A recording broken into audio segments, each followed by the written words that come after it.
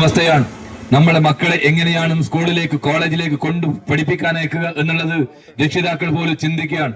ഈ ലഹരി മാഫിയ സംഘങ്ങൾ നമ്മുടെ ഗ്രാമങ്ങളിലും നമ്മുടെ പ്രദേശങ്ങളിലും സ്കൂളിന്റെ മേഖലകളിലുമെല്ലാം ഇത്തരം സംഘങ്ങൾ പ്രചരിച്ച് മുമ്പോട്ട് പോകുമ്പോൾ ആ ലഹരി മാഫിയ സംഘത്തിന്റെ ഏജന്റന്മാരായി ഈ പോലീസ് സ്റ്റേഷനകത്ത് നിൽക്കുന്ന പോലീസുകാരും ഇതിന് ഒത്താശ ചെയ്തുകൊണ്ടിരിക്കുന്നു എന്ന് പറയുമ്പോൾ എന്തിനാണ് ഇങ്ങനെ പോലീസ് സ്റ്റേഷൻ എന്ന് ഈ നാട് ചോദിക്കാൻ ആഗ്രഹിക്കുകയാണ്.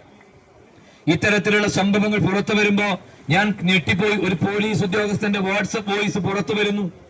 ഞങ്ങൾ ചോദിക്കാൻ ആഗ്രഹിക്കുന്നു, ഇയാള് CI എന്ന് പറയുന്ന ഒരു ഉദ്യോഗസ്ഥൻ ഇങ്ങനെ സംരക്ഷിക്കുന്ന ആരെയാണ്?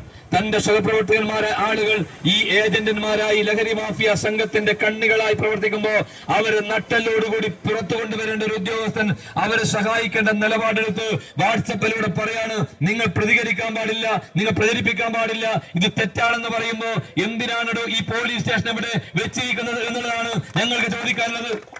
ഇത്തരത്തിൽ വേര് തന്നെ വിളവെന്ന് മുമ്പോട്ട് പോകുമ്പോ ഇത്തരത്തിൽ ഗുണ്ടാ മാഫിയ സംഘങ്ങളെ സംരക്ഷിക്കാനുള്ള നിലപാടുകളുമായി നിങ്ങൾ മുമ്പോട്ട് പോകുമ്പോ ഞങ്ങൾ ഒരു കാര്യം പറയാൻ ആഗ്രഹിക്കുകയാണ്.